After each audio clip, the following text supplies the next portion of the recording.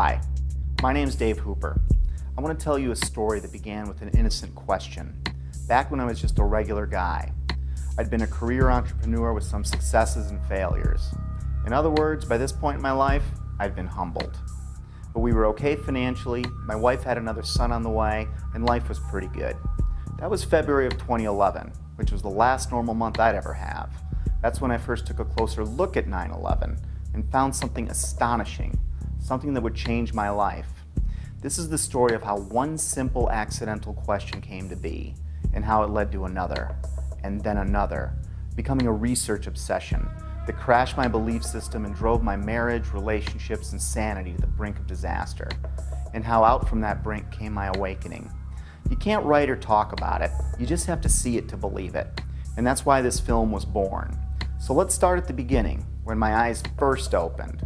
Looking into 9/11 by itself didn't bring on this spiritual awakening, but it was the first domino to fall. You're about to get a peek down the rabbit hole, but just a peek, just enough to see that there is one. So get ready, because you're going to see some things that will test your beliefs and your notion of reality. So why don't we ease into it? Because you know what it's like when you first open your eyes after a deep sleep. That first light can be intense.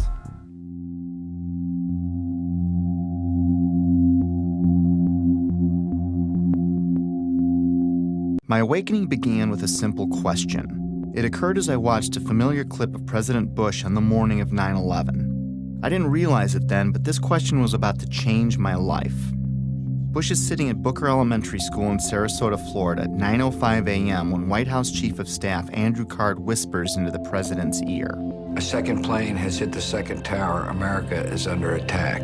That first question was, why didn't the Secret Service get him out of there immediately? They didn't know how many planes were hijacked yet or what their targets were.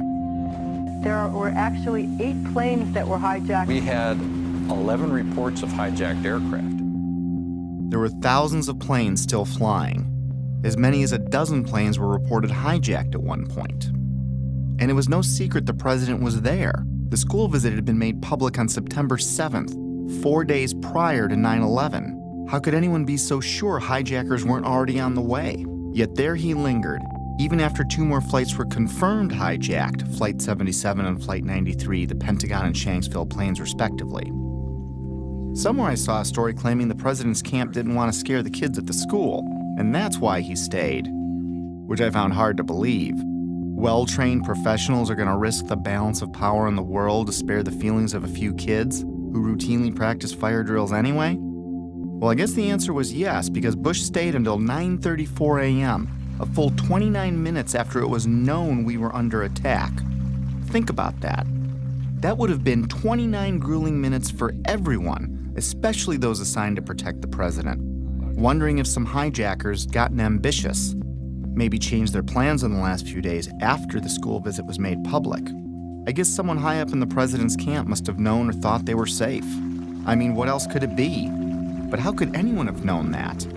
It had me thinking, but it wasn't a huge deal.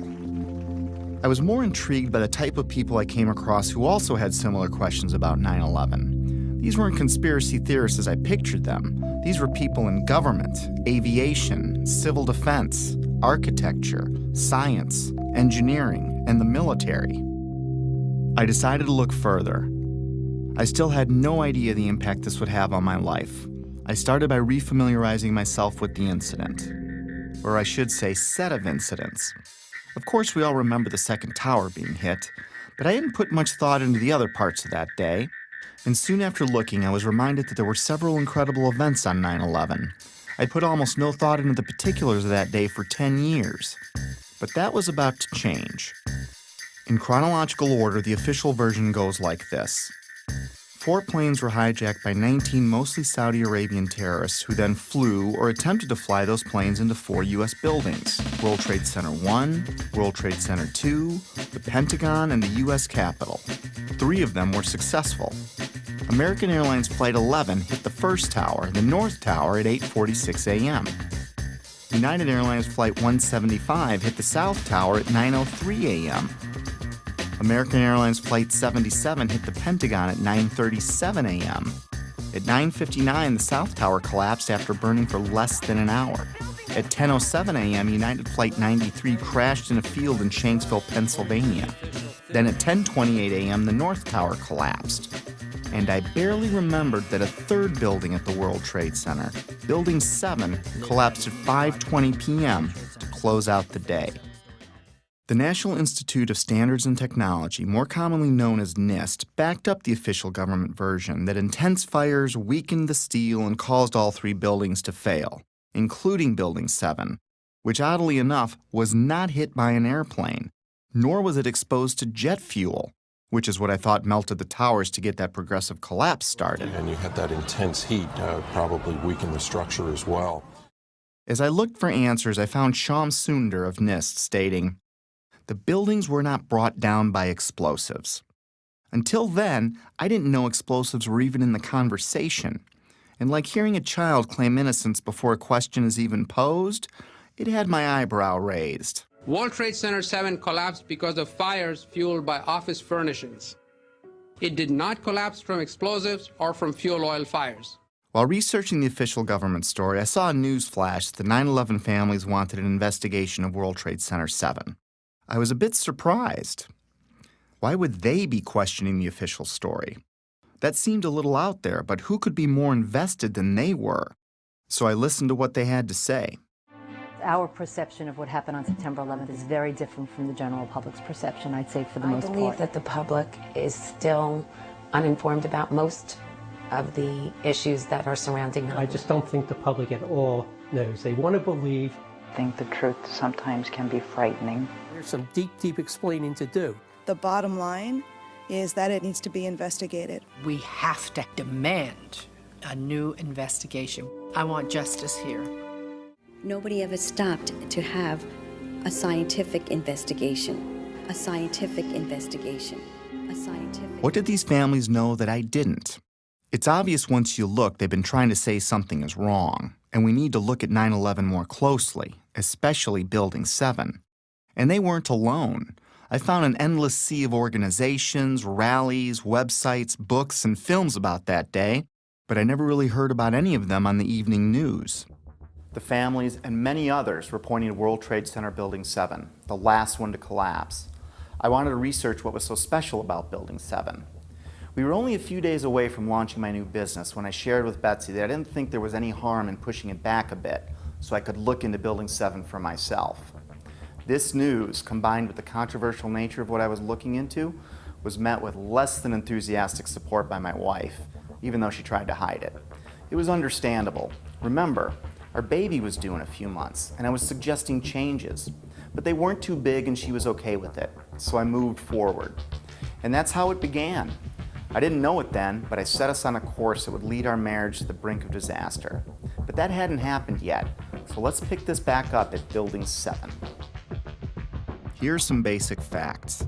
World Trade Center 7, which was located in downtown New York City, is sometimes called the Salomon Brothers Building, but is most commonly referred to as Building 7. With construction beginning in 1984, it benefited from many modern advancements in building technology. It was a 47-story, steel-framed, fireproof skyscraper standing 550 feet tall. It was 300 feet from the nearest tower, the North Tower, or about a football field away. Even though it was one of the largest buildings in Manhattan, it looked small next to the Twin Towers. In September of 2001, Building 7 would have been the tallest building in 33 states. It collapsed at 5:20 p.m. the afternoon of September 11th. Even though Building 7 was not hit by an airplane, the official explanation for all three buildings that collapsed was that intense fires weakened the steel, resulting in total symmetrical building failure. The official story goes on to state that in Building 7, column 79 gave out first, starting a progressive failure of the remaining columns, which allowed the building to fall almost as fast as a bowling ball would into its own footprint. If a building that size accidentally collapsed on any other day, it would have been as famous as the Titanic sinking. Yet according to a 2006 Zogby poll, 43% of Americans never even heard of Building 7. Building 7 housed the CIA's largest station outside of Washington, D.C. It also contained the Secret Service's biggest field office. The IRS, Department of Defense, and the SEC also occupied entire floors. The mayor's emergency management bunker was located in the building, but ironically, it wasn't used that day. The rest of the tenants were primarily banks such as Solomon Smith Barney, which occupied the top 17 floors. Many government and SEC documents for cases primarily against Wall Street banks, but also including WorldCom and Enron, were destroyed, crippling the investigation into thousands of cases. At this point, I didn't think anything was too far out of place. I'd come across a few strange things, but I wasn't thinking conspiracy or anything like that. I did, however, find it a little odd that falling debris could set off a chain of events, ultimately turning Building 7 into a pile of rubble. However, I really didn't understand the physics involved, at least not yet. But I didn't need to understand physics to find it pretty strange that the whole building would crash through itself. I've played with Legos. Tip over? Maybe. But to pile drive through itself didn't make sense. At least the Twin Towers were hit by planes, but no plane hit Building 7. Sometimes it's easier for me to tackle complex issues with simple metaphors, so I thought of a stove. Then I imagined what kind of materials would I need to add to the fire so that all 4 legs would collapse simultaneously, and I couldn't answer it. Better yet, let's say I stacked 10 stoves on top of each other, and then I welded them together to better represent any of the buildings that collapsed that day. Now I go and light, let's say, the 7th stove up on the stack. What could cause the 7th stove's legs to give out simultaneously and cause every other stove below it and above it to break apart into tiny pieces, crashing to a pile of rubble in a few seconds? And how could that happen 3 times in a row? After breaking it down, I felt a little pit in my stomach for the first time, but I assured myself that I must be missing something. With that said, it was time to take a crash course in high-rise fires. It seems that high-rise fires are more common than I thought. I found hundreds of them. According to a 2011 report by the National Fire Protection Association, there are an average of 110 fires each year in buildings over 13 stories tall. According to the report, between 2005 and 2009, there were 550 high-rise fires. Of course, there are many more all throughout history, but let's talk about some of the more startling ones. Sao Paulo, Brazil, the Joelma building, 1974. Sparked by an electrical fire, the residential building burned twice as long as the Twin Towers, yet it stood. The underlying structure wasn't even weakened. In fact, it's still in use today. The MGM Grand, which is now Bally's in Las Vegas, Nevada, caught fire in 1980, killing 85 people. It's had a few facelifts and ownership changes, but the structure underneath was never compromised. It's still in use today. Los Angeles, California, 1988. What was then called the First Interstate Bank building burned for 3.5 hours. No structural failure at all. In fact, an insurance company moved in, and today it's known as the Aon Center. In 2004, the Parque Central building in Caracas, Venezuela, the country's tallest building, burned for 17 hours. The facade was repaired, and it is in use today. Philadelphia, Pennsylvania, One Meridian Plaza, 1991, burned for 18 hours. It stood. Beijing, China, the Mandarin Oriental Hotel, burned for 6 hours in 2009. It stood. Chechny's tallest building burned for 7 hours in April 2013. It stood. Dubai, Moscow, Zurich, and on and on. I was starting to see a trend. Fires don't melt steel or cause buildings to collapse. The World Trade Center has itself burned many times with no structural failure or weakening. Some significant dates include February 13, 1975, when the 9th to the 14th floors burned for 3 hours. No damage or weakening of the structure was recorded. The fire began in an electrical wiring closet on the 11th floor. Some fire department officials and building officials here say that there's no chance the World Trade Center could become a type of towering inferno. And in 1993, it survived a bomb detonated in a highly vulnerable area with no structural damage caused by the fires that resulted from the explosion. There was, of course, damage from the bomb, which had to be repaired, but through it all, the towers have always stood. Sometimes buildings do collapse because of structural failure, but it's usually a design problem or earthquake damage or a controlled demolition. Buildings don't come down because of fire, but when they do collapse, they tend to tip over and stay connected. After reviewing hundreds of fires, I could find only 3 occurrences of fire bringing down a steel-framed high-rise in all of history, and all 3 were on 9/11. High-rise buildings simply do not collapse due to fire. Collapse of World Trade Center 7 was primarily due to fire. But there's a problem. Office and open-air jet fuel fires cannot melt steel. A lot of things in these kind of buildings have to be fire resistant by nature. It's required by code. So there really isn't a whole lot of fuel in there to begin with. The National Institute of Standards and Technology said that the maximum air temperatures was about 1,800 degrees or 1,000 degrees colder than what's needed to melt steel. And it takes a blast furnace with air blowing with blowers to try to get steel to melt. So if you have a flame at 750 degrees, you can hold that flame under a steel beam forever, and you'll never reach a high enough temperature to bend steel, let alone melt it. This would have us to believe that these was a typical office fire, scattered office fires, if you will, that brought this building down. Since the mid-60s, I've tried to follow high-rise fires, and I'm not aware of any high-rise building that have come down as a result of fires. And seeing black smoke come out the windows, that means that the fires were oxygen starved. Kerosene would have burned off very quickly. What wasn't destroyed in the initial fireball would have been consumed fairly rapidly and would have only really served as an ignition for the rest of the material. None of which would have been, in my experience as a fire protection engineer, hot enough to sufficiently soften the steel or damage the steel to result in a total collapse of the building. Well, we're told that the planes hit the buildings and there was an explosion and a fire, and about an hour and a half later, in the case of the North Tower, the buildings collapsed due to structural weakening due to the fires. Fires in high-rises have never brought down a steel frame high-rise building at all, ever. The bottom line is this. Steel-framed high-rises don't collapse, especially into their own footprint, because of fire. This is why builders and architects have loved steel for 100 years. A fire typically can't compromise the steel structure. Of course, 9/11 was not a typical day with typical fires. Jet fuel was involved. But the kerosene or the jet fuel just can't explain it. Set aside for a minute that only 2 of the buildings were subjected to kerosene. Now think of a kerosene lamp or a kerosene heater. In the history of kerosene lamps, I have never heard of one being melted because the fires were too hot. In fact, the World Trade Center fires were starved of oxygen and therefore heat. You can see it in the black smoke coming from the towers. Yet molten iron was found in the rubble of all 3 buildings.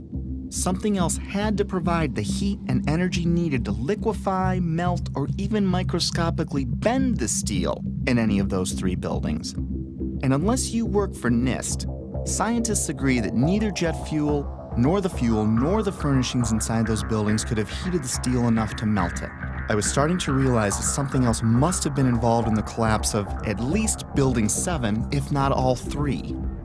Okay, maybe airplanes weakened the structure of the Twin Towers, which we'll be looking into more deeply later. For now, believe it or not, planes have hit many buildings throughout history and none fell. Of course, none were hit with planes as large as the ones on 9/11, but that still leaves Building 7. I couldn't explain it. Can you tell me that if I throw a flaming chunk of metal off of one building, I can make the building next to it collapse in on itself a few hours later? Why do demolition companies even exist if you can just light a few random fires and wait for an implosion? Maybe the steel structure in Building 7 was so badly damaged from falling debris that the entire structure was compromised. It still can't explain the symmetrical collapse, but I looked anyway. Other buildings that have suffered severe structural damage by natural disaster or bombs didn't disintegrate into rubble piles. They stayed together in some way. Even the buildings in the Trade Center complex that suffered worse damage than Building 7 didn't collapse in on themselves. This uneasy feeling was growing, but there was much more to understand about Building 7's collapse, especially before I started jumping to conclusions in my own head. I needed to hear from some experts.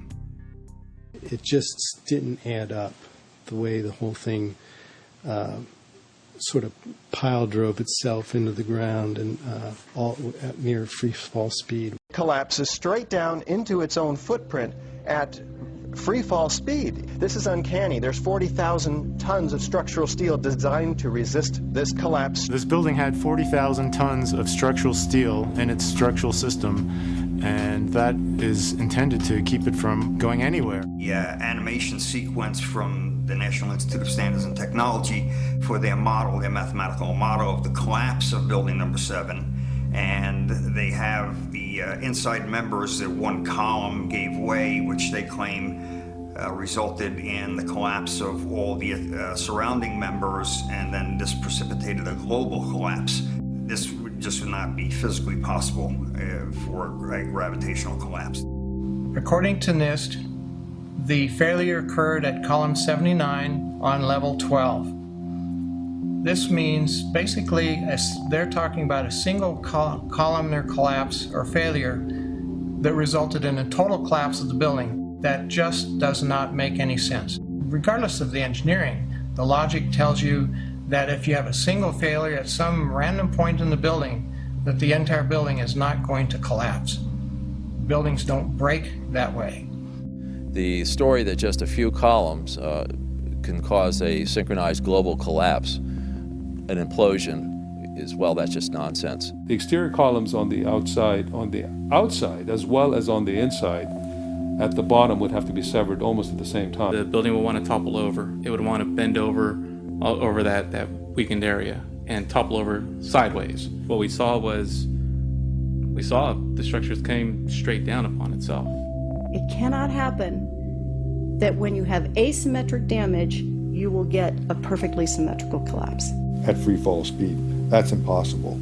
That's a violation of the fundamental law of physics that says that for every action there's an equal and opposite reaction. If you took a billiard ball and dropped at the height of the Twin Towers and you just merely stopped it and started at every floor in free fall, it would take over a minute and a half to reach the ground. The buildings were down in 10 seconds. Buildings just don't behave like that. If floors fall, they tend to fall and are braced by the floor directly beneath it. And there's some delay there. And then the next floor falls with 2 floors, and there's some more delay. The buildings actually accelerated as they came down, meaning they were not getting resistance from these massive columns in the center of the core of this building. And when it's all finished, the outside walls from the lower floors are piled one on top of the other right in the middle of the building. So it's fiction to say that a building as modern as World Trade Center 7 comes down with no resistance. Doesn't add up. The official explanation was dead wrong. Just not possible. Not possible. Just doesn't make sense. It's not how it works. It can't happen.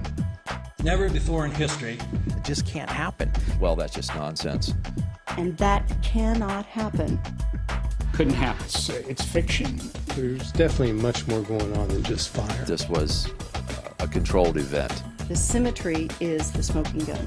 In short, the evidence is clear. We are witnessing not the collapse of a building, but its demolition.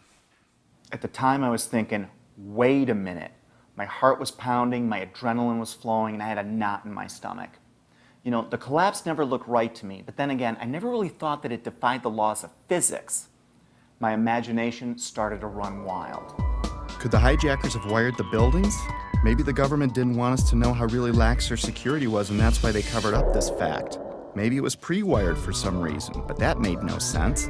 If it was a controlled demolition, it would explain how much of these buildings were reduced to ash. It would explain why the towers fell after burning for only an hour or so.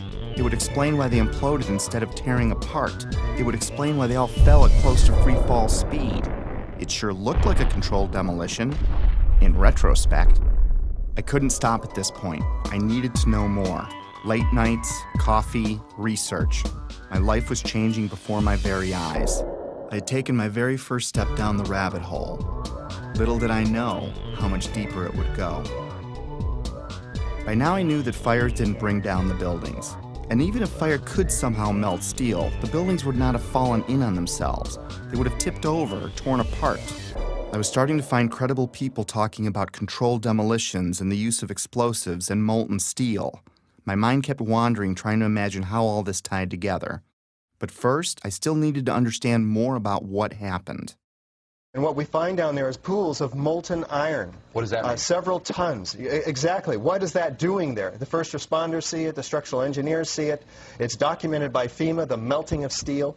Normal office fires is what's supposed to have brought these buildings down, along with jet plane impacts. But jet fuel and office fires don't produce molten iron or molten steel. It doesn't begin to melt until 3,000 degrees. At one point, I think they were about 2,800 degrees. See the stuff he's pulling out? Yeah. It's red hot. 8 weeks later, we still got fires burning. The concept of molten iron is very important here. In order to get molten iron, you have to reach unbelievable heat levels. It takes much, much more energy than you could find with any combination of burning office furniture, jet fuel, or gravity. Molten iron can be an indication of the use of thermite. Thermite, thermate, and nanothermite are super hot burning substances used by the military that can cut through steel. It can supply its own oxygen so it can burn underwater. It would explain how fires burned at ground zero for 3 months even after the area was flooded. So thermite would also explain potentially the fact that the fires could not be put out at ground zero. The fires lasted for quite a while. The fires were finally put out on December 13, 2001, just over 3 months after 9/11, making it the longest burning building fire in recorded history. They burned underwater for much of that time. These fires were a big question mark. But first, it was time to take a closer look at NIST. They are the scientific agency backing the official version of events as most Americans know them. I was hoping they would curb my growing anxiety. Instead, what I learned about NIST made my heart sink. To understand NIST, you need to understand the relationship to explosives. They have vehemently denied that there were any. Not only did they not check for them, they state that none were used. Plain and simple. In fact, they have gone to unbelievable lengths to prove that explosives, or even the evidence of explosives, like pops going off, did not exist. Some people might call it incompetence. Others might call it selling your soul. NIST concedes that they found no evidence for explosives. So then we asked them, well, did you look? And they said, no, we did not look for explosives or residues of explosives. So the preconceived notion of NIST is that there's no evidence for explosives, and so there's no point in looking. That is the most unscientific thing that you can possibly think of, not to look because you don't expect to find evidence, and in fact the evidence is overwhelming. NIST computed what they claimed would be the minimum loudness of an explosion that could sever column 79 with a single blast. Then they claimed no observers detected explosions as loud as their predictions. This size blast would have produced an incredibly loud sound that was not recorded on videos of the collapse nor reported by witnesses. On the basis of this artificial threshold of interest, they swept aside all evidence of actual explosions and concluded that no explosives contributed to the destruction of the building. We did not find any evidence that explosives were used in the collapse. Was that a secondary explosion? Yes, it was. That was the Yeah, definitely secondary explosion. Secondary explosions, sometimes described as pops or booms, are mini detonations apart from the primary explosion of the plane impacts. These types of explosions are routine in a controlled demolition. They were heard in all 3 buildings long before any collapsed. Like, it sounded like gunfire, bang, bang, bang, bang, bang, and then all of a sudden, 3 big explosions. That sound was not picked up by any of the videos or witnesses that we have talked to. You heard explosions, like boom. We just heard one more explosion. That's about the 4th one we've heard. CNN is now reporting that there was a 3rd explosion at the World Trade Center. Equally unempirical is the treatment by NIST and Popular Mechanics of reports of explosions before and during the collapses. Both documents pretend that there were no explosions. Secondary explosion. We've got numerous people covered with dust from the secondary explosion. Okay, you get the point. Why was NIST denying these explosions? Why are they a big deal? Well, those explosions are a strong sign of a controlled demolition, but they're not proof positive of one. If it was a controlled demolition, there would be other signs like misfired explosives and particles in the dust. So their preferred method of dealing with this problem was to ignore or even deny the reports. John Gross, one of the chief authors of the NIST report, was captured on film while he was making a public presentation, saying that he knew of absolutely no eyewitness who has said there was a pool of molten steel. I'm curious about the pool of molten steel that was found in the bottom of the towers. First of all, let's go back to your basic premise that there was a pool of molten steel. I know of absolutely nobody, no eyewitness who said so. Get down below and you see molten steel running down the channel rails. Like you're in a foundry. Like lava. From a volcano. The fires got very intense down there and it actually melted beams where it was molten steel that was being dug out. Underground, it was still so hot that molten metal dripped down the sides of the wall from Building 6. The premise that there was a pool of molten steel. I know of absolutely nobody, no eyewitness who said so, nobody who's produced it. I was on the site, I was on the steel yards, so I don't know that that's so. Then I was at the site 2 weeks after it happened with Governor Pataki, right? And they had to cease digging that day. You know why? They were finding pockets of molten liquid metal. In an office fire, you cannot generate enough heat to melt steel. And yet we have evidence of molten iron in the microspheres, in the rubble pile, and the metal pouring out of the side of the tower. About 7 minutes before its final destruction, almost an hour after the plane hit, molten metal was seen coming out of the northeast corner near the 80th floor. What was going on here? These guys at NIST are the official version. Office and jet fuel fires can reach about 1600 degrees under ideal conditions, but NIST said that the fires burned at 1800 degrees, which they claim was just enough to weaken and bend the steel, which led to complete failure of each building's infrastructure. But that still leaves us more than 1,000 degrees short of molten metal, which was found all over Ground Zero. They denied that molten metal existed, and they denied that witnesses heard secondary explosions going off. Even the NIST computer animation of Building 7's collapse is inaccurate, showing the outer structural walls crumpling in instead of coming straight down. The NIST report, on which popular mechanics and much of the press has relied, is not a scientific report. It is a political document. We need to have an investigation of NIST themselves. I believe that the reports that came out are not true. So the fact that NIST says that is absolutely, in my opinion, it's criminal. NIST wasn't looking for the truth. They were trying to hide it. But why? Were they asked to falsify their findings? I didn't think they came up with this on their own.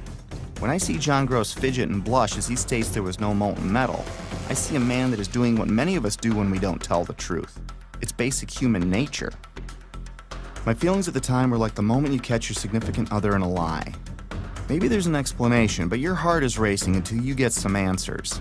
And if something like that's ever happened to you, you may understand needing to know more, but not wanting to know more, if that makes sense. Was there more evidence of a controlled demolitions besides explosions? And where did the molten metal come from? I needed more before I could get my head around this. I took a deeper look into all the buildings, the airplane strikes, and the possibility of planted explosives. Mostly, I was looking for something to explain away this growing pile of problems. I was looking for answers that could reduce my growing anxiety. Instead, I would fall further down the rabbit hole. By now, Betsy was about to give birth. The idea of putting the business off for a week had turned into a few months, and I couldn't help from talking about my findings all the time, even though Betsy asked me to tone it down. She needed more from me as a husband and father, and I needed more from her to preserve my sanity. Then my dad died, and 8 days later, my son was born. I was all over the place. This prompted my first break. I was in a very strange place, grieving my dad and celebrating my son, while digesting this new information that no one wanted to discuss. What I'd been working on was no secret to my whole family, and everyone seemed pretty relieved when it looked like I was re-entering my normal life. I was enjoying the family and starting to talk about business again, which made Betsy happy. And I wasn't talking about 9/11 anymore, which made Betsy even happier. But just when things were getting back to normal, I started getting a feeling, an urge to get back into it. It kept growing and I couldn't explain why I had it. I tried to ignore it, but I couldn't. And like an addict that fell off the wagon, I was back at it like I'd never left. I still wasn't certain what brought down Building 7, but I was pretty sure it wasn't fire. And it certainly wasn't an airplane since it wasn't hit by one. Maybe a look at the Twin Towers could shed some light on this. Most skyscrapers are built on steel or concrete frames, which is a grid of columns and beams that goes all the way through the building. The World Trade Center was different. It was what engineers call a tube structure. It was a very, very strong mesh of steel. There's a large central rectangle in each of the towers that contained 47 columns, and these columns basically were the primary structural support of the building. These 47, 48 columns are essentially the superstructure of a battleship. They're essentially a suspension bridge. There's no way that burning kerosene can ever affect these in the least, if only because of the radiator effect. The minuscule possibility that fire somehow brought all three buildings down was gone. My only hope was that airplanes could have destabilized the buildings somehow. It didn't explain Building 7, but I was trying to give the official version every possible chance to be right. Let's look at the best documented impact that day. At 9:03 a.m., United Flight 175 hit the South Tower. The majority of the jet fuel burned off in the initial explosion, but maybe there was an explanation for the collapse in the plane impacts themselves. The first interview I came across was of Frank DiMartini, the construction manager of the World Trade Center. The building was designed to have a fully loaded 707 crash into it. That was the largest plane at the time. The building probably could sustain multiple impacts of jetliners because this structure is like the mosquito netting on your screen door. The jet plane is just a pencil puncturing that screen netting. It really does nothing to the screen netting. But the largest aircraft flying today, at least commercially, the 747, fully loaded, is on the order of 300 tons.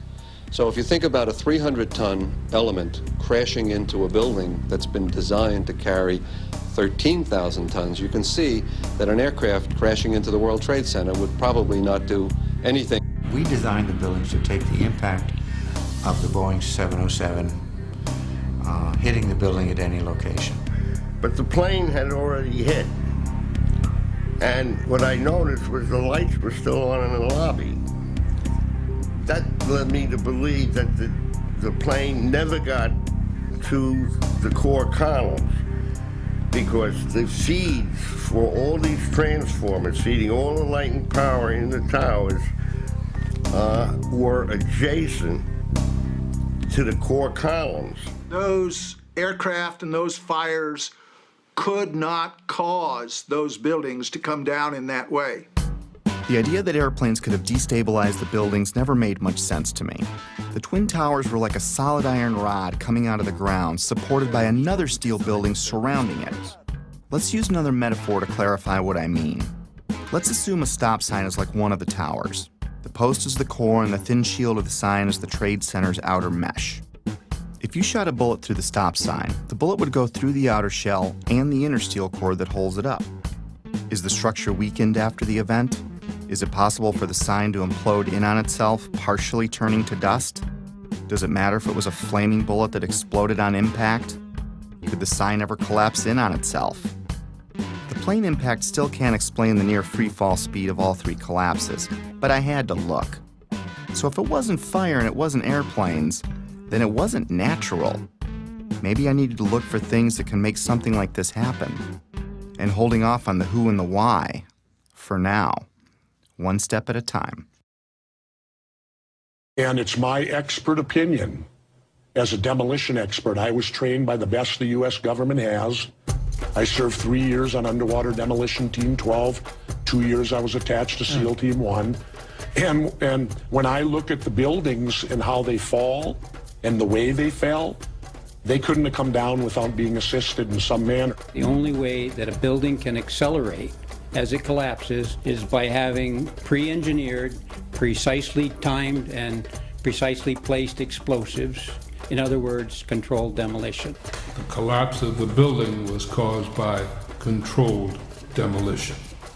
In fact, the evidence shows very strongly that there were explosives used in the way the buildings came down. We started running, floor by floor, instead of popping out. It was like, it was if they had detonated. Yeah, detonated. If they were planned to take down a building. Boom, boom, boom, boom, boom, boom, boom. All the way down.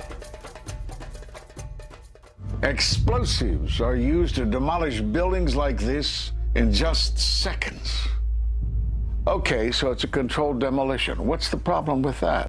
Let's just think about this. Controlled demolitions cannot be engineered and rigged in a day. It takes months. And therefore, this event must have been planned in advance. Controlled demolition is used to bring unwanted buildings neatly down into their own footprint. It's part science and part art. Through the placement and synchronization of many different types of explosives, demolition companies can control how and when any building falls. Some are brought down or pulled in a plain Jane fashion, and others as a pyrotechnic show for an active audience. There are many more, but let's look at 8 typical signs of controlled demolition. We've already covered a few of them. We know the buildings fell at near freefall speed and the collapses were symmetrical. Anyone can see that with the naked eye. We already established people heard explosions, but it was confusing to me. And of course you're going to hear loud noises as a building collapses. This needed further investigation. By now I was only going to trust my own eyes when it came to researching 9/11. I think it's too important an event to let someone else tell you what to believe about it. But I'm getting ahead of myself. There are 118 documented testimonies of explosions heard from firemen and other first responders alone, which took a court order to be released, and that doesn't include the maintenance employees or regular tower workers. After analyzing locations and timestamps, I broke explosions into 3 categories. Impact synchronized booms were explosions seemingly timed with the plane strikes in the seconds before and after the collisions. Pre-collapse pops were explosions heard all over the buildings from the time of the first plane impact until Building 7 fell. The final booms and crackle are the main body of explosives, which are detonated over the span of a few seconds, leading up to and through the collapse. It seems that explosives went off in different parts of the Trade Center when each plane hit. William Rodriguez, a 20-year maintenance employee of the Trade Center who was decorated for saving many people that day, was in the building when the first plane hit. Let's hear what he and a few others had to say about a subterranean explosion coinciding with the first plane hit. It was a huge explosion that came from under my feet, meaning that it came from the sub-levels between B2 and B3. And there was a huge explosion at the top of the building. You could hear the difference from the bottom and all the way through the top. They were having coffee in the World Trade Center when the first plane struck. And all of a sudden it sounded like, I don't know where the subway is, but it sounded like a subway collision, a bomb. Just got out of the tunnel and it blew. The subway tunnel? Yeah. Yes, I was right there. I was down in the basement, came down, all of a sudden the elevator blew up, smoke. I dragged the guy out, his skin was hanging off, and I dragged him out and I helped him out of to the ambulance. What that man is describing sounds like an explosion, not jet fuel dripping down elevator shafts, as stated in the official version. Why did so many people hear an explosion below ground? A collision above might crack or break some windows, but I didn't understand how that could tear up the lobby, especially when you consider the base of the building would have felt the least amount of vibration as the shockwave was absorbed by the 95 floors above it. Remember, these images are from before the second plane strike, meaning these images were recorded between 8:46 and 9:03 a.m. The only thing that had happened so far is a plane impact around the 95th floor of this building.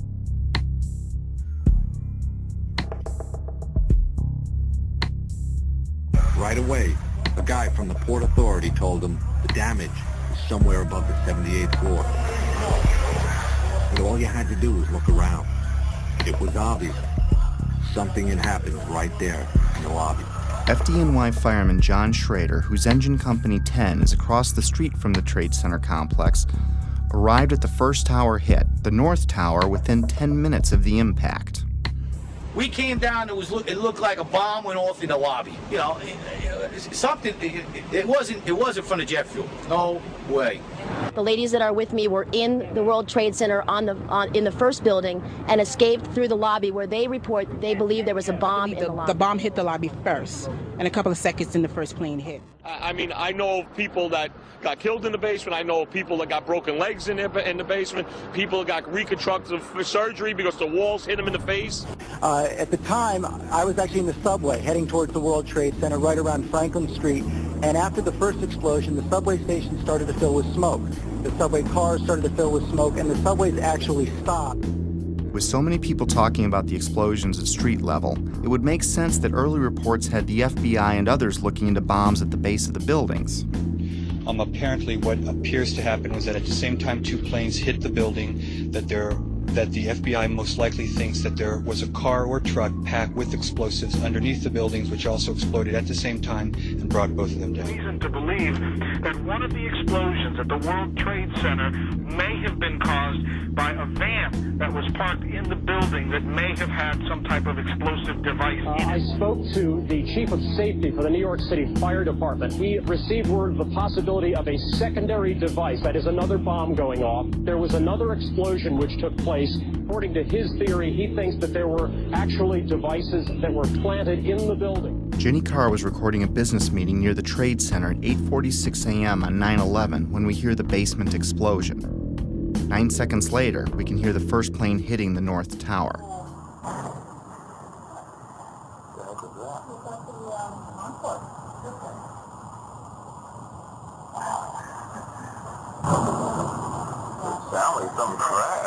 I think a bomb went off in the lobby first, then a plane hit the building, but then another plane hit the other building. Let's discuss these pre-collapse pops. From a distance, they sound like pops, but they're actually pretty powerful. Hundreds of secondary explosions were reported at various times prior to the collapse of all 3 buildings. In a controlled demolition, these bangs are shape-charge explosives blowing out beams before a collapse. They can be programmed to go off hours or seconds before an implosion. These were mostly reported as secondary explosions by the first responders and reporters. We've heard reports of secondary explosions after the aircraft impact. Then somebody said that they saw an airliner go into one of those towers. Then, I don't know, an hour later than that, we had that big explosion from much, much lower. I don't know what on earth caused that.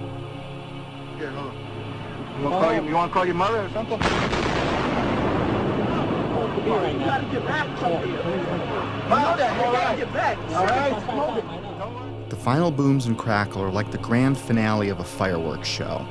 In a controlled demolition, the vast majority of the explosives are set to go off in an ordered fashion over the span of a few seconds as the building collapses.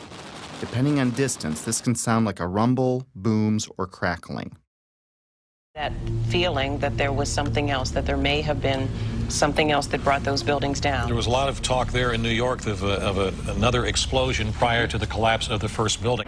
We could hear a rumble, which was about 5 seconds long, preceding the actual collapse, and then a boom when each of those towers collapsed. In this footage, which has been slowed, you can see white smoke emanating from the ground floor before the collapse wave arrives. It's an unsteady camera, but keep in mind whoever recorded this was running for their life. It was like watching a stunt car explode before it crashes at the bottom of the cliff. In this image, recently released by a Freedom of Information Act request, police department photographer captured an explosion originating at the base of the South Tower, just before the first tower collapsed. The explosions and shockwave before Building 7's collapse were captured in different ways.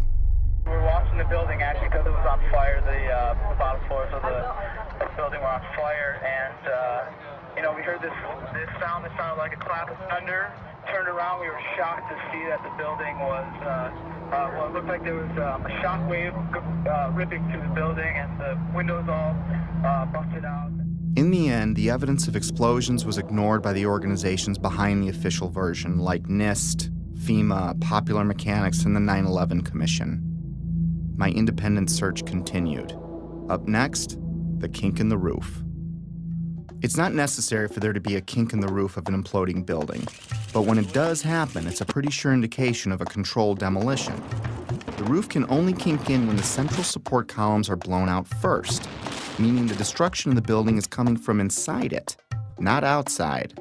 This is done by design so the building falls in on itself. The kink in Building 7 is clearly visible to the naked eye. Controlled demolitions are designed to let the top of the building fall through its inner core columns, which is typically the strongest part of any building. Watch the penthouse of Building 7 sink into the floor below it just before the collapse begins. Squibs. Squibs are the sixth indicator on our list. In demolition vernacular, squibs refer to visible blasts from explosive charges. Often they are visible through mistiming or malfunction in some way. Usually they are hidden in the debris cloud. In simple terms, squibs are visual evidence of explosives. Squibs were recorded from the moment of the first plane impact through the collapse of the last tower. For me, they went unnoticed until I looked at the video more closely. These stills captured squibs as the towers collapsed. The official version stated these squibs were compressed air caused by the pancaking floors, which squeezed air to the point of bursting out a window. The seal of the building was already broken when the collapse began. Logically, if it was compressed air, it should have found the path of least resistance through the broken part of the building. It shouldn't have knocked out a window here or a window there, as many as 40 floors below the blast wave. Naysayers tend to say, well, that's just air being blown out the windows. I mean, it doesn't really work to say it's just air pressure. And I estimated these are coming out faster than 100 miles an hour. The following clips show multiple squibs popping out, sometimes simultaneously, sometimes dozens of floors away from each other. Of all the 9/11 information I've come across, this may have been the easiest to spot. Yet it provided me with one of those stark moments in which the reality of 9/11 sunk in to a new level. In this clip, notice how the squib occurs before the floors above reach the blast ejection point. Not all squibs, however, were easy to spot. Remember how we discussed explosions that were timed to go off with the plane impacts? Well, this is the first plane impact. Notice the dark brown smoke coming out of the top floor of the tower. This smoke is already dissipating before the plane strikes the building. In this segment, the NBC camera is pointed at the north tower. The first tower hit. In a few seconds, the second tower is going to be hit. You'll know it when it happens because of the reporter's voice and the fireball in the lower left corner of the screen. Now keep your eye on the east facade, the one on the left. Notice how several tiny explosions go off as the second plane hits the other building, perhaps in an effort to mask some necessary work prior to its demolition, as I was thinking at the time. Oh, another one just hit. Something else just hit. The seventh characteristic of a planned implosion is what's called a demolition wave. It's the path of destruction in a controlled demolition. It is a visible wave of explosions moving down the columns of a building just ahead of or at the speed of gravity. This array of synchronized explosives is timed to blow out floors beneath the collapse wave as the floors above reach the floors below, thus allowing a drop at approaching freefall speed. Again, let's slow down the film for some of these. When slowed down, you can see how the explosions are timed to go off, floor by floor. In this clip, you can clearly see a demolition wave proceeding down a column mostly hidden by the umbrella of the falling debris pile. Look to the right of the black line. It's a bit grainy because of the zoom. Here it is again without the black line. You can see synced explosives cutting a path down the building. The demolition wave can be hard to see with an untrained eye because it happens so fast. I've tried to highlight a few more examples in the following clips.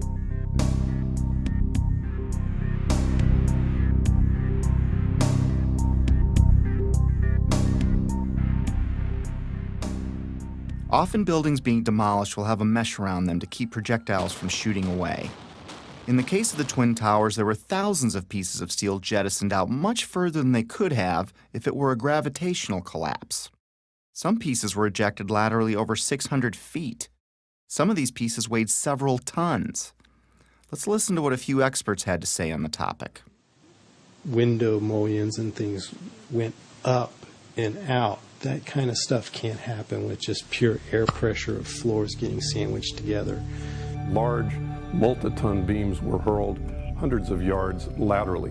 Gravity works vertically, not laterally. The fragments which are being, which is coming out of the tower, obviously being kicked out by an explosive action. And here it is trailing white smoke the whole time. It really is indicative of some kind of explosion. I'm no physicist, But if this was a gravitational collapse, there is no way that multi-ton beams can land 2 football fields away. I've lived in high-rises my whole life, and I've dropped things off my balcony, things like shoes and computer monitors. All they do is fall straight down. Even aerodynamic items like plates never ended up across the street. In some of these clips, you can see projectiles actually propelled upward, forming an arc. If this were a gravitational collapse, pieces could not be shot upward. And consider the pieces we see. The small pieces weigh a few pounds and the biggest pieces weigh several tons. In this clip, a multi-ton steel box column had so much lateral force that it pierced the building across the street. To give you an idea of its size, here you can see a construction worker standing at the base of the box column being installed. If I can't chuck a shoe more than 150 feet from the 50th floor of my building, how much force do you need to get a multi-ton steel girder to triple that? I could pretty much rule out a gravitational progressive collapse with the physical dynamics I'd seen with my own eyes. And I found it ironic that the only part left standing was the base of the building. Even though the whole building landed on it, it was the only part of the building whose columns did not become dismembered. Perhaps that says something about the difficulty in wiring the atrium of the towers. And maybe these columns at the base did what the rest of the building should have done, and that is stay together in some way. Just a personal observation I'd made at the time. Of course I've been wondering how the hijackers wired the buildings. It was the only thing that still made any sense, even if barely. But I stopped wondering how the hijackers did it when I learned what was found in the ground zero dust. Even though the cleanup and removal of the ground zero evidence began within hours of the attacks, not all of it was removed. Many different dust samples were analyzed by scientists all over the world, and what they concluded put the final nail in the coffin of the official story for me. We touched on thermite earlier, but we're going to look into it more deeply for reasons you'll soon understand. Thermite is a chemical mixture, usually of metal oxide and aluminum powder, with several variations. It's often used in fireworks, underwater welding, and military weapons. It can also be used to cut steel beams.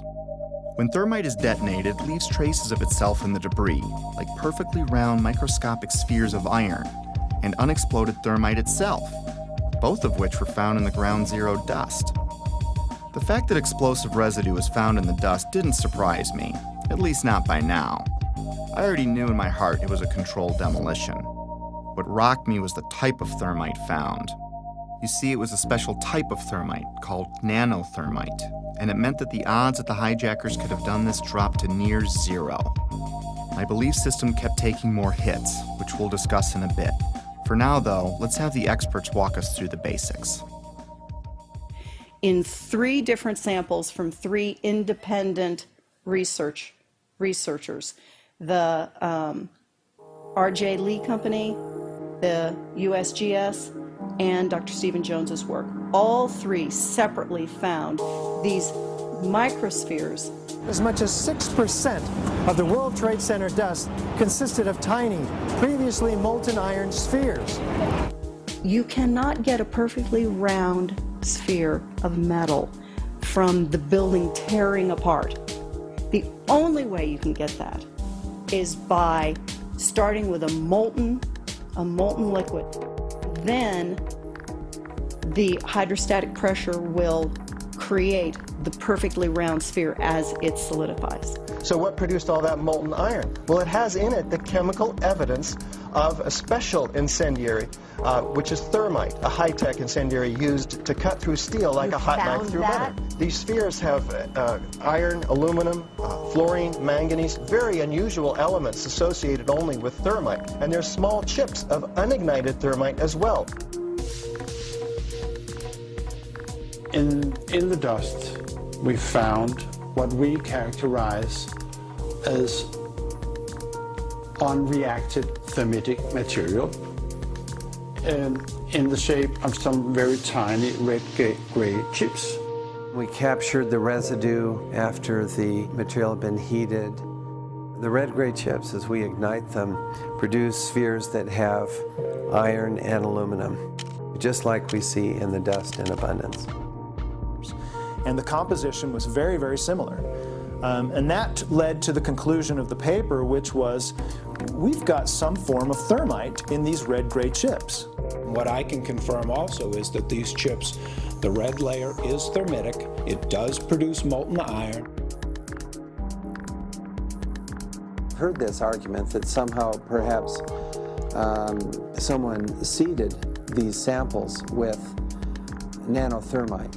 There have been some that have argued that these red-gray chips could be paint of some form. I've also heard the argument that perhaps the falling buildings just generated this nanothermite. Well, no. So it wasn't, the red-gray chips are not the primer paint that was used on the WTC steel. These chips are not naturally occurring. They are not going to form because some materials fall down in a building and touch each other and get compressed together. That's just not what this material is.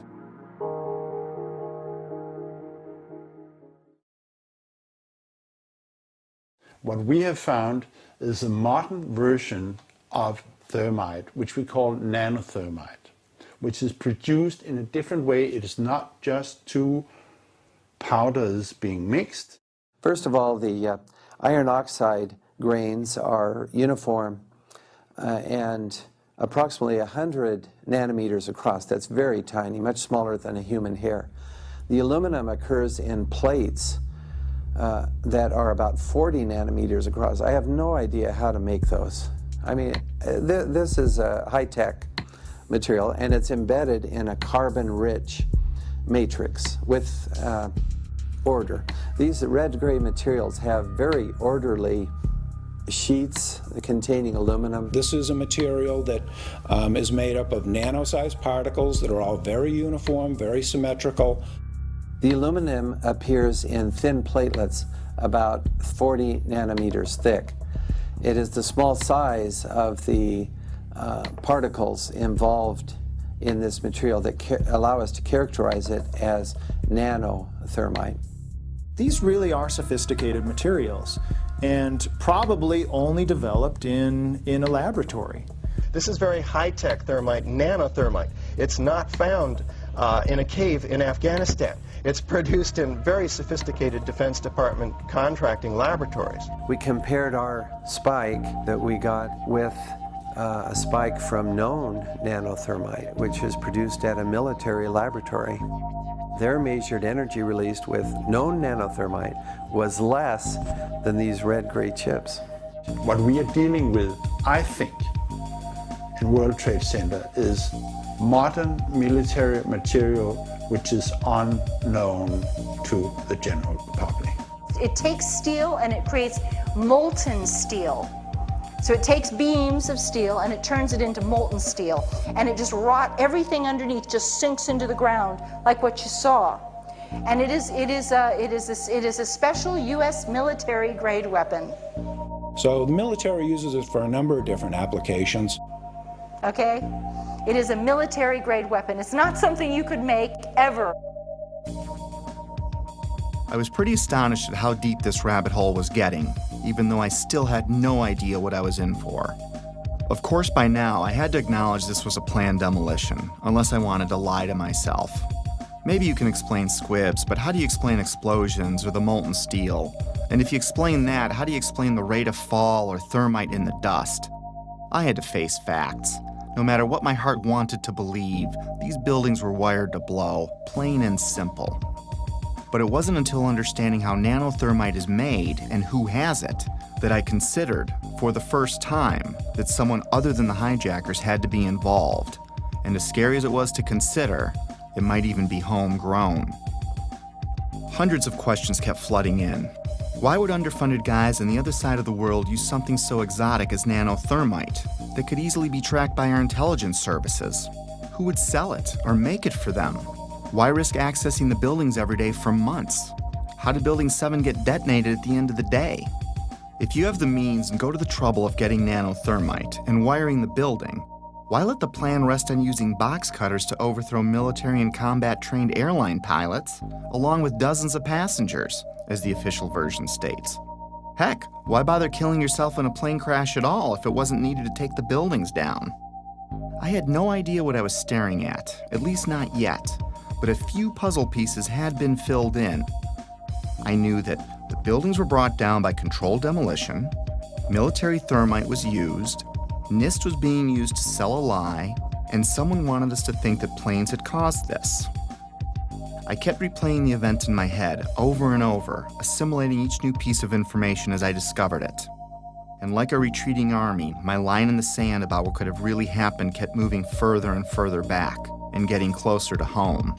But I was on a mission and I was obsessed to find out the truth. Researching late every night was disrupting my home life again, and my wife still didn't see eye to eye with me about 9/11. Back then, she still believed the official version, but she hadn't seen what I had. For a time, she even thought I was losing it. For a time, I wondered it myself, because I was coming across things I had a hard time believing. My former dismissive, conventional thinking self was fading away as my eyes continued to open, causing changes in my belief system and further destabilizing our home. It was harder than ever to drop the subject. Rifts were developing in other relationships too. I was angry at everything and everyone, from God to the government to anyone that didn't want to hear or believe what I had to say. I became a bit reclusive as I dug deeper. If the building was wired, lots of people had to get past security every day for a while. Remember when I said I lived in high-rises my whole life? Well, I worked in them too.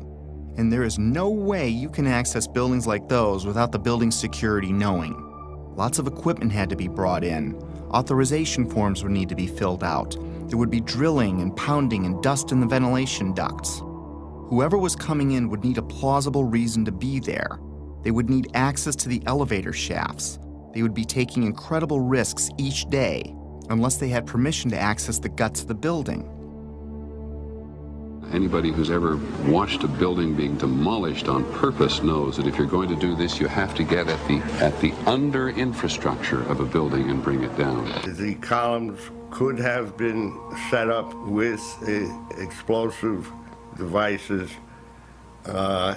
during the off-hour operations of the building by elevator company personnel. It wouldn't be a problem once you gained access to the elevator shafts. How about an elevator modernization, which we know was going on the 9 months prior to 9/11? There are people who noted that the elevators were locked in turn and that there were guards placed at these locked elevators during the modernization. And in the case of a steel frame building, that means we load them with RDX cutting charges, which are loaded with individual delays, sometimes as many as 2 to 3 different delays on a given floor. I was sick to death of the dust which was appearing on the windowsills. It was dirty grey and very, very noticeable in that week leading up to 9/11. There were workers throughout the World Trade Center that had access to the hoistway, which is immediately adjacent to the core columns and beams in the building. The fact that there were visitors, like engineers of some kind, wandering around the floors, carrying toolboxes and cables and so on. We're talking about several tons of nanothermite and ordinary thermite. One would have to have access through security. Video cameras caught trucks arriving at the World Trade Center from about August 23rd until every night until about September 2nd, September 3rd. And the trucks were arriving at about 3 o'clock in the morning when everybody else had left the building, including the janitorial trucks. Something was brought into that building that would help with the detonation. There may have been work done on the detonation before. It may have been going on for months, but whatever they needed at the very end, they came and brought in that 10-day period. The 9/11 Commission also does not tell you that Marvin Bush, the president's brother, and their cousin, Wirt Walker, were the principals of the company that was in charge of security for the World Trade Center. They don't, man, yeah. The jaw-dropping coincidences kept piling up. I learned that Stratosec was a security company which used to be called Securicom, and they didn't just handle security for the World Trade Center complex. They had contracts with Dulles International Airport, from where Flight 93 departed, and United Airlines, accounting for most of the security breakdowns on 9/11. And another thing, Stratosec also handles security for Los Alamos National Labs, one of the only places on the planet that can produce the nanothermite found in the ground zero dust. The odds are pretty astonishing that one company can link so many vital elements of 9/11. But more astonishing is there's no mention of Stratosec or Securicom in the entire 567-page 9/11 Commission report. Of course, that was no surprise by now. Did I forget to mention that that same 9/11 Commission did not mention the collapse of Building 7 in the entire report either? Why is there not a word about the collapse of that building in the 9/11 Commission report? We didn't see any evidence of the kind of thing you're talking about. I didn't think this was something done by terrorists anymore, nor did I think this was done by any one man, even if a president. How does he get nanothermite? How does he get NORAD, the FAA, and our air defenses to look the other way? Or get access to the interior of all 3 towers? Or get 19 guys to kill themselves? Or get NIST and the 9/11 Commission to tank their investigations? Or keep the media quiet? Or keep a rival administration from exposing it? No, this seemed much bigger than even a president, and impossible for a man on the run. If someone like me with no budget or staff can find something clearly wrong with Building 7's collapse, how could an entire government commission fail to mention it in their report? Something big and strange was coming into view, seemingly coordinated and almost invisible, like 1,000 more puzzle pieces dumped out before me. I couldn't see the bigger picture yet, but I knew there was one, and it involved powerful elements of our world. This reminded me of a quote that struck me in Woodrow Wilson's book, The New Freedom. He writes, "Some of the biggest men in the United States in the field of commerce and manufacture are afraid of somebody, are afraid of something. They know that there is a power somewhere so organized, so subtle, so watchful, so interlocked, so complete, so pervasive, that they had better not speak above their breath when they speak in condemnation of it." I wondered if we were talking about the same thing, so I continued my research. I didn't even need to remind myself I was falling down the rabbit hole anymore. I was now fully expecting to see the unexpected. Remember the opening chapter, The Dog That Didn't Bark? It was a reference to a Sherlock Holmes story called Silver Blaze, in which Holmes deduces the culprit must have known the family dog, because the dog didn't bark while the crime was committed, as he normally would if a stranger were on the property. The same way the Secret Service didn't bark, by staying in the school. The same way real watchdogs like the 9/11 Commission, NIST, and the media didn't bark either. Lots of people, including politicians, the media, and emergency workers on the ground, knew Building 7 was going to come down well ahead of time, as impossible an event as that was. But even then, they said, hey, you got to stay behind this line because they're thinking about taking this building down. They're not sure if it's stable or not. So they were holding a line off because they had knowledge that something was going to happen. That by noon or 1 o'clock, they told us we had to move from that triage site up to Pace University, a little further away, because Building 7 was going to come down or being brought down. Did they actually use the word brought down, and who was it that was telling you this? The fire department, and they did use the word, we're going to have to bring it down. Keep your eye on that building, it'll be coming down soon.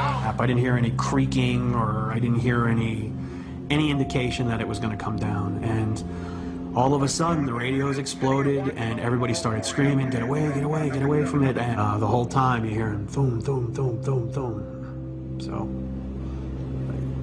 I think I know an explosion when I hear it. We are on the phone with New York Fire Department Lieutenant David Restuccio. Can you confirm it was number 7 that just went in? Yes, sir. And you guys knew this was coming all day? We had heard reports that the building was unstable and that it eventually would either come down on its own or it would be taken down. And we were in a building in which we were trapped for about 10-15 minutes, and we set up headquarters at 75 Barclay Street, which was right there with the police commissioner, the fire commissioner, the head of emergency management, and we were operating out of there when we were told that the World Trade Center was going to collapse.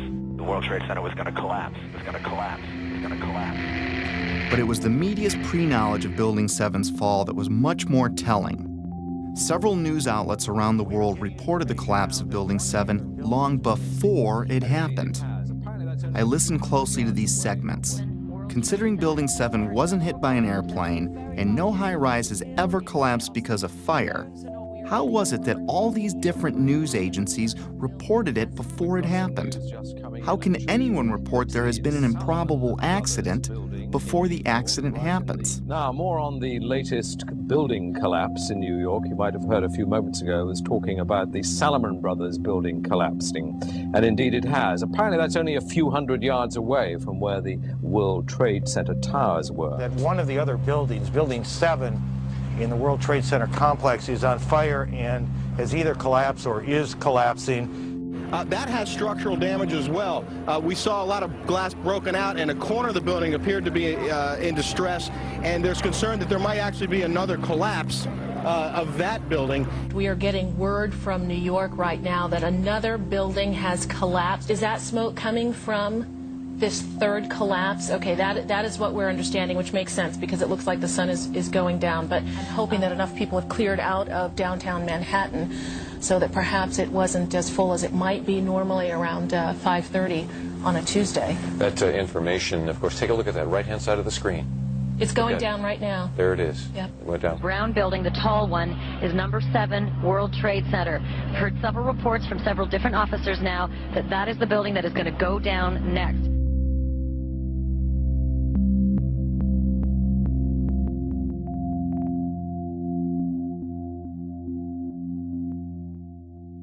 The media has played an important role in shaping the official story, even to this day. The idea that the buildings fell because of planes and fire was instilled in the public's conscience early and often on 9/11, and it started before any buildings fell. And that perhaps they're buckling under the force of the collision or the hole that's resulted from these two planes. My sense is that just one, the velocity of the plane and the fact that you have a plane filled with fuel hitting that building that burned. So structural damage, as you had suggested, probably led to this building going down. We are seeing... It was because the building had been weakened during this morning's attacks. And then I witnessed both towers collapse, one first and then the second, mostly due to structural failure because the fire was just too intense. And now we are told that there's a fire there and that building may collapse as well as you can. Pictures of airplanes flying into buildings, fires burning, huge structures collapsing, have filled us with disbelief. Metaphor time. Let's say your local TV news breaks in with a report of a car accident at the corner of Main and First Avenue because a car blew out a tire, swerved into a tanker truck, and it exploded. Now your office is at that corner, so you go out and look, but everything looks fine. You flip stations and other stations are reporting it too, using different wire services even. As you stare out the window wondering where there's another Main and First Avenue, a car drives into a parked gas truck and it explodes. Have you witnessed a miracle or a staged event? If what I was finding were mistakes in a massive ruse, then the sheer boldness and size of it alone is why I never saw it before. It reminded me of a quote often attributed to Joseph Goebbels, the minister of propaganda for Hitler's Nazi Germany, who stated that, "If you tell a lie big enough and keep repeating it, people will eventually come to believe it." I found a pattern of bullying, intimidation, and belittling of anyone asking valid questions, which did nothing to soften my growing anger, even though I had no idea to where or to whom it was directed. We're not buying it. Okay, you don't have to buy anything. You're American. You want to be a nut, you can be a nut. Anybody who thinks that 9/11 was carried out by the government isn't a truther. They're idiots. I'm merely saying it is wrong, blasphemous, and sinful for you to suggest, imply, or help other people come to the conclusion that the U.S. government killed 3,000 of its own citizens, because it didn't. How big a lunatic do you have to be to watch two giant airliners packed with jet fuel slam into buildings on live TV, igniting a massive inferno that burned for 2 hours, and then think, well, if you believe that was the cause? These people are idiots. They're mentally ill. They should be treated with respect. It's an insult to people who are victims of 9/11 and their families. You know what? It wasn't an inside job. We can see the planes. The planes hit the building. It wasn't a controlled demolition, and the buildings came down. And it just is beyond bizarre. Yeah, and you are a nutcase, Building 7. 9/11 was an inside job. Oh, get a life. Get a life. 9/11 was an inside job. You're like the guys who think that the space aliens kidnapped Elvis or something like that. That's where you are. I didn't think it was an accident that every question is uniformly dismissed. I couldn't find a familiar journalist that seriously entertained these obvious questions that anyone would have. Could I really be onto something that the media couldn't see? Or were they trying to keep me from seeing something they did? Most reasonable people would question the official story after seeing what we've seen. So I switched my focus to independent news sources, outside the mainstream. No, they're not well-funded, slick or glitzy. Most are just regular people or sincere journalists trying to expose the truth about something in their corner of the world. One such man was Bill Cooper. I found him early in my 9/11 research. At the time, I couldn't explain how he predicted what you're about to hear. Bill Cooper spent his life in the intelligence community. He rose to the Office of Naval Security and Intelligence, serving on the intelligence briefing team for the Commander-in-Chief of the Pacific Fleet. He held several top security clearances. After the military, he developed and operated the largest civilian intelligence agency in the world. The world's largest and most successful civilian intelligence gathering operation in the world, which makes me privy to an awful lot of information that none of you will ever see. In other words, he was very credible. The following clip is from his radio program, The Hour of the Time, which aired on the night of June 28, 2001, 76 days before 9/11 happened. A CNN reporter found Osama bin Laden, took a television camera crew with him, went into Osama bin Laden's hideout, interviewed him and his top leadership, his top lieutenants and colonels and generals in their hideout. This is a CNN reporter with a camera crew. And he came out and told everybody, within 3 weeks, Osama bin Laden is going to attack the United States and Israel. Now, don't you think that's kind of strange, folks? You see, because the largest intelligence apparatus in the world, with the biggest budget in the history of the world, has been looking for Osama bin Laden for years and years and years, and can't find him. And whatever is going to happen that they're going to blame on Osama bin Laden, don't you even believe it. When in hell are all you people going to wake up? All these early news reports were glaring misfires in what seemed to be an otherwise coordinated media campaign. Misfires not unlike the ones meant to coincide with the first plane impact.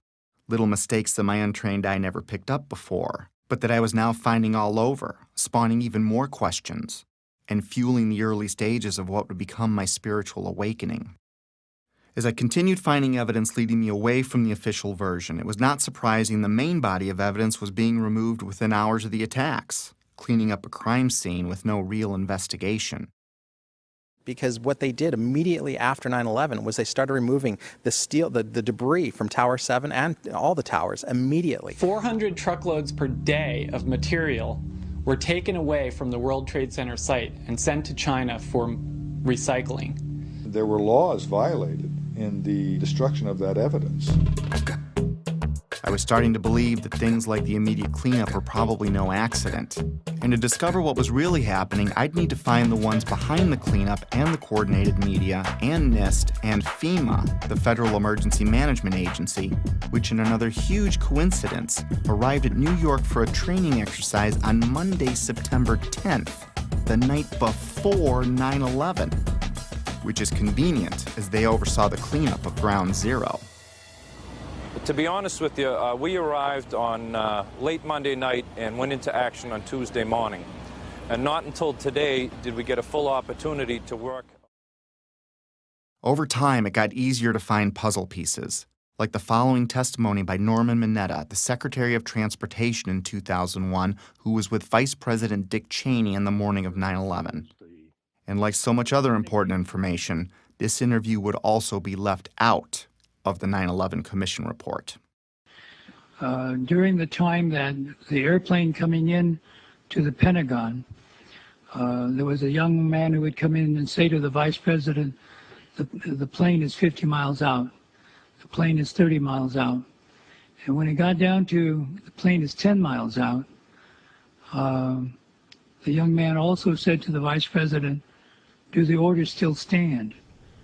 And the vice president turned and whipped his neck around and said, of course the orders still stand. Have you heard anything to the contrary? Well, at the time I didn't know what all that meant. And the flight you're referring to is the flight that came into the Pentagon. Oh, God. The Mineta testimony launched my investigation into the Pentagon, Shanksville, the hijackers, and many other aspects of 9/11. And if I thought I was a long way down the rabbit hole already, was I way wrong. My belief system would ultimately be shattered, but rebuilt to accommodate my evolving worldview. Back then, however, I was only a few months into my investigation, and I was going through a full scope of emotions, and frankly, having a difficult time handling all of them. Denial, curiosity, fear, disbelief, paranoia, anger, and heartbreak. And I would go through many more. I was still unable to reconcile all the data in front of me. I couldn't see the bigger picture at the time. But like the wind, it can't be seen, yet we know it's there because it leaves evidence of its existence. Very much like the trail of breadcrumbs I'd been researching over the last few months. But it's not something I could understand in one sitting. It took time. Coping with the flood of emotions took a while. I didn't have anyone guiding me or anyone to talk to about it. I felt like I had no foundation, like the ground was crumbling beneath me. The truth is hidden by several mechanisms, especially the limits of our own preconceived beliefs. I'd been so ignorant and dismissive, but now I wondered what else I'd been fooled about. Over the years, I came to see that we're in a battle of information, a battle of beliefs, or a spiritual battle, if you will.